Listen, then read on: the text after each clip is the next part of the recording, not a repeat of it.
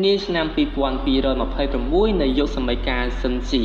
គឺជាឆ្នាំដ៏ខ្មៅងងឹតនៅពេលដែលផ្ទៃមេឃបានប្រេះស្រាំហើយពិភពបិសាចក៏បានបើកការឈ្លានពានជាទ្រង់ទ្រាយធំជាលើកដំបូងសត្វចម្លែកនិងបិសាចរាប់មិនអស់គឺបានលេចឡើងមកបំផ្លិចបំផ្លាញពិភពលោកទាំងមូលរួមទាំងស្ដេចបិសាចនាគកម្រិត100ដែលជាមេបិសាចដ៏គួរឲ្យខ្លាចបំផុតនៅឯទីក្រុងសមុទ្រភាគខាងលិចគឺកំពុងតែមានភាពរញ៉េរញ៉ៃផ្អើលឆៅឡោព្រោះតែពួកបិសាចទាំងអស់នេះមនុស្សក៏នាំគ្នារត់ចែកជើងគ្នាដើម្បីរកទីសុវត្ថិភាពដើម្បីតែរក្សាជីវិតរៀងៗខ្លួនដែលក្នុងចំណោមនោះក៏មានបងប្អូន2នាក់ដែរដែលកំពុងតែឈររេរាដោយមិនដឹងថាទៅណាទៅណីនោះទេដោយម្នាក់ជាប្អូនប្រុសមានឈ្មោះថាលីនម៉ូយូដោយគាត់បានកាន់ដៃក្រៀតតោបងស្រីរបស់គាត់យ៉ាងជាប់ហើយបងស្រីក៏មានឈ្មោះថាលីនម៉ូហាន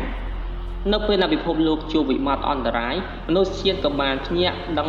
ជាមួយនឹងស្មារតីពិសេសគឺជាថ្នាក់ព្រះគណៈពេលដែលគ្រប់គ្នាកំពុងតែភ័យខ្លាចពីការវាយប្រហារពីសំណាក់បិសាចទាំងអស់នោះស្រាប់តែស៊ូយ៉ានគឺជាវីរបុរសកម្រិតថ្នាក់ជាបូជាចារកម្រិត90គឺបានដឹកនាំកម្លាំងអ្នកខ្លាំងពូកែបំផុតនៅក្នុងសកលលោកសម្រាប់មនុស្សជាតិដើម្បីធ្វើការវាយបកនិងរុញច្រានឲ្យពួកបិសាចទាំងអស់ហ្នឹងដកថយនិងថយក្រោយទៅវិញធ្លាក់ចូលនៅក្នុងពិភពបិសាចរបស់វាវិញទោះបីជាមានការឈ្លានពានជាលក្ខណៈទ្រង់ទ្រាយធំគឺត្រូវបានទប់ស្កាត់យ៉ាងណាក៏ដោយប៉ុន្តែពួកបិសាចដែលនៅសេសសល់ពីតំបន់ពិភពបិសាចនៅតែបន្តលួចធ្វើការប្រមាញ់អ្នកខ្លាំងនិងទេពកោសល្យវ័យក្មេងរបស់មនុស្សជាតិដោយចាំឈ្លានឱកាសកម្ចាត់ពួកគេកុំឲ្យមានឱកាសងើបឈរឡើងនោះទេខណៈពេលដែលលីនម៉ូយូកំពុងតែមានការភ័យខ្លាចពីការវាយប្រហាររបស់បិសាចលីនម៉ូហានដែលជាបងស្រីរបស់គាត់ក៏បានមកជួយប៉ុន្តែជាអកុសលគឺត្រូវបានបិសាចមួយបានលូកដៃដកធំរបស់វាមកចាប់ទាញនាងហើយក៏ធ្លាក់ចូលនៅក្នុងជម្រៅដីដ៏ប្រេះស្រាំមកទៅដោយបានបន្សល់ទុកនៅត្រឹមតែលីនម៉ូយូដែលជាមួយនឹងទឹកភ្នែកស្រក់ហូរដោយសេចក្តីជឿជាក់ជំរាបសួរនិងសួស្តីបងប្អូនទាំងអស់គ្នាស្វាគមន៍មកកាន់ Channel សំឡេងនិទាននេះគឺជាវីដេអូសម្រាប់ទី1នៅក្នុង Channel នេះហើយចំពោះរឿងនេះគឺជារឿងដែលAdminចូលចិត្តបំផុតដោយសារតែតួអង្គក៏ខ្លាំងមានការប្រយុទ្ធក៏សាហាវហើយក៏មានវេទមន្តអាគមអន្តងប្រឡងអន្តងខ្មោចជាកងទ័ពដែលមើលទៅដូចជារឿង solo leveling ចឹងគឺជារឿងសុនវូហ្នឹងAdmin សង្ឃឹមថាវានឹងធ្វើឲ្យអ្នកទាំងអស់គ្នាប្លែកភ្នែកនិងចូលចិត្តជាខ្លាំងដូច្នេះហើយបើសិនជាអ្នកទាំងអស់គ្នាគិតថាល្អកុំភ្លេចចុច Subscribe ដើម្បីទទួលបានវីដេអូថ្មីៗជាបន្តបន្ទាប់ទៀតហើយក៏ផ្ដល់កម្លាំងចិត្តសម្រាប់ Admin ផងដែរតោះមកតាមដានសាច់រឿងទាំងអស់គ្នា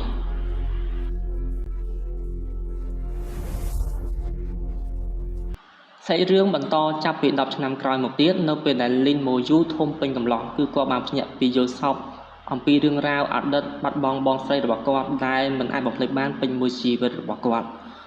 គឺបានដឹងថាបងស្រីរបស់គាត់គឺមិនទាន់បាត់បង់ជីវិតនោះទេដោយសារតែនាងកិច្ចផុតពីក្រញាំបិសាចហើយក៏បានរៀននៅសាលាគុនជាស៊ីងហើយនេះគឺជាហេតុដែលធ្វើឲ្យម៉ូយូត្រូវតែធ្វើយ៉ាងណា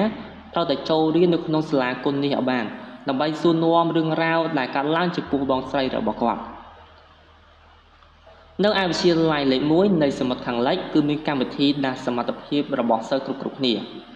ដោយសិស្សយកដៃទៅតេស្តជាមួយនឹងគ្រីស្តាល់ដើម្បីដាស់នឹងសមត្ថភាពរបស់ខ្លួនហើយដំណើរការដាស់សមត្ថភាពគឺលេចឡើងជាមួយនឹងសមត្ថភាពធម្មតាជាច្រើនក្នុងនោះគឺមានកសិករអ្នកលក់ដូរចុងភៅអ្នកអនាម័យហើយនេះដែលធ្វើឲ្យនាយកសាលាលូយុនគឺមានកម្រិត45មានការខកចិត្តជាខ្លាំងនៅគ្រានោះដែរលីនម៉ូយូក៏បានដើរកាត់សិស្សគ្រប់គ្នាមកធ្វើតេស្តសមត្ថភាពផងដែរគេគឺល្បីគាត់ថាជាសិស្សកម្ពុជាដែលមានតេស្តសមត្ថភាពឬក៏តេស្តធម៌ពលម៉ាណាខ្ពស់បំផុតដែលគាត់អាចនឹងដាស់សមត្ថភាពកម្របន្តពីសិស្សកម្ពុជាម្នាក់ទៀតដែលមានឈ្មោះថាស៊ីស៊ូមកកុំឲ្យបាត់មុខតួអង្គឯមានសុំណែនាំតួអង្គពីរសិនដោយសារតែអត់ចង់ឲ្យណែនាំញញ៉ៃច្រើននៅក្នុងភាគក្រោយចំពោះម្នាក់ស្រីនេះគឺមានឈ្មោះថាស៊ីស៊ូនិងម្នាក់ប្រុសមានឈ្មោះថាកៅយ៉ាងហើយចំពោះសមត្ថភាពយើងនឹងជួបគ្នានៅក្នុងភាគបន្ទាប់ជឿឃើញថាកញ្ញាស៊ីស៊ូហ្នឹងគឺអត់ដូចជាពេញចិត្តជាមួយនឹងម៉ូយូនោះទេហើយការលេងមុខរបស់ម៉ូយូគឺបានធ្វើឲ្យគ្រូបង្វឹកចាងស៊ីងមីងគឺមានកម្រិត52គឺមានការចាប់អារម្មណ៍ជាខ្លាំងចំពោះគាត់ព្រោះតែគាត់ដឹងថាម៉ូយូហ្នឹងគឺជាប្អូនប្រុសរបស់លីនម៉ូហានហើយគាត់សង្ឃឹមថាម៉ូយូអាចនឹងមានសមត្ថភាពកម្រទៅចុះព្រោះតែទីក្រុងនេះខាងឃើញមនុស្សដែលមានសមត្ថភាពកម្រជាច្រើនឆ្នាំមកហើយ នៅក្នុងពិភពលោកនេះថាមពលអ្នកប្រយុទ្ធបែងចែកជា3កម្រិតទូទៅគឺកម្រិតចាប់ផ្ដើមឬក៏កម្រិតដំបូងហើយបន្តទៅជាកម្រិតមធ្យមហើយនិងកម្រិតខ្ពស់ហើយក្រៅពីហ្នឹងក៏មានកម្រិតកម្រដែរដែលមនុស្សអាចដាស់សមត្ថភាពកម្រហើយលេចឡើងតែម្ដងប៉ុណ្ណោះនៅក្នុងមួយឆ្នាំនៅទីក្រុងនីមួយៗហើយក្រៅពីនេះទៀតគឺមានខ្លាំងជាងនេះទៅទៀតគឺជាសមត្ថភាពប្រេងទានដែលជាកម្រិតកម្រខ្លាំងបំផុតទូទាំងប្រទេសនៅពេលហ្នឹងលោកគ្រូនាយកលូយុនគឺបានណែនាំម៉ូយូឲ្យស្គាល់ជាមួយនឹងលោកគ្រូចាងដែលប្រាប់ថាគាត់មកពីសាលាគុនជីស៊ីងបើម៉ូយូចង់ជួបបងស្រីរបស់គាត់ឬក៏ចង់រកបងស្រីរបស់គាត់ហ្នឹងគឺជាឱកាសល្អហើយបន្ទាប់មកគាត់ក៏បានឲ្យម៉ូយូទៅធ្វើតេស្តសមត្ថភាពថាតើគាត់អាចទទួលបានសមត្ថភាពបែបណាបានដៃរបស់លីម៉ូយូគឺបានជាប់ជាមួយនឹងគ្រីស្តាល់ហើយពន្លឺបាញ់បុកទៅលើមេឃបង្កឲ្យមានបាតុភូតរញ្ជួលក៏ក្រៅឆាកក៏ក្រៅមេឃដែលធ្វើឲ្យគ្រប់គ្នាមានការយកផ្អើលតើអាចជាសមត្ថភាពប្រញ្ញាទានដែរឬក៏អត់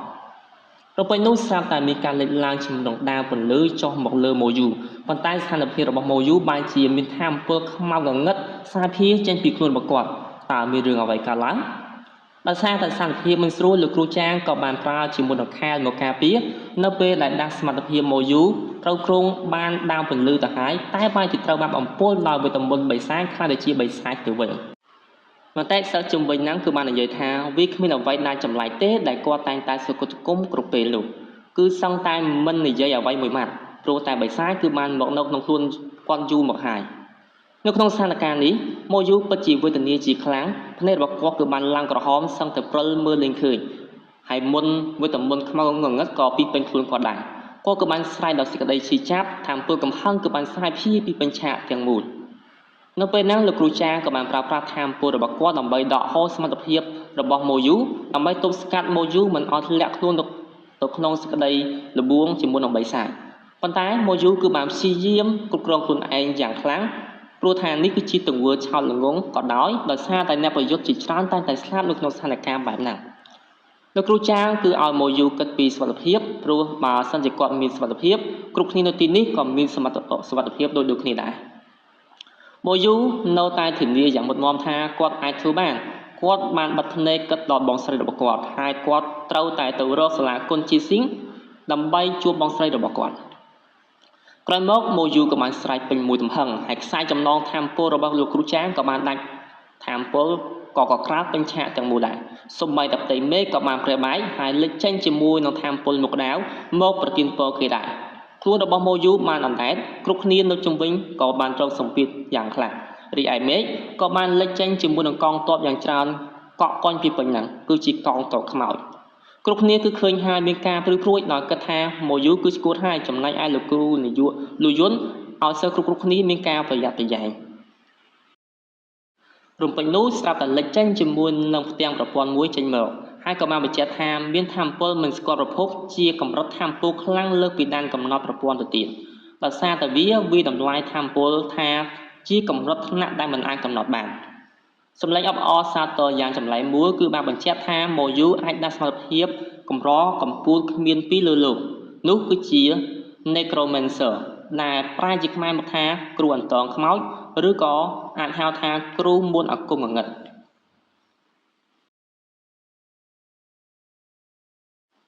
អូខេហ្នឹងហើយសាច់រឿងរបស់យើងក៏សូមស្លេះប៉ុណ្ណេះសិនហើយយើងនឹងជួបគ្នានៅក្នុងវីដេអូបន្ទាប់ប៉ុន្តែមុននឹងចប់មានក៏សូមយោបល់ពីបងប្អូនម្នាក់មួយក្នុងការដាក់ចំណងជើងរឿងនេះជាខ្មែរបន្តិចបបពីចំណងជើងរឿងយើងត្រង់មកគឺអាចប្រែថាជាគ្រូមុនអាគមងងឹតតែបើយើងធៀបជាមួយនឹងរឿងសុងជីនវូវាដូចគ្នាច្រើនហើយadminក៏មានគំនិតដាក់ចំណងជើងរឿងនេះពីរបែបទៀតដោយមួយដាក់ថាអ្នកប្រយុទ្ធអាគមងងឹតនិងទី2ដាក់ថាអ្នកប្រយុទ្ធវីតាមីនមច្ចរីចំពោះចំណងជើងទាំង3ហ្នឹងតើបងប្អូនគិតយ៉ាងណាមួយណាល្អជាងមួយណាមានអំណាចជាងសូម comment ពីចំណងជើងម្នាក់មួយមកណាអរគុណច្រើនសម្រាប់ការស្រឡាញ់និងការគាំទ្រចុច subscribe ដើម្បីដឹងភាគទី2ថា admin ផុសនៅពេលណាអរគុណច្រើនជម្រាបលាជួបគ្នានៅក្នុងវីដេអូបន្ទាប់បាយបាយ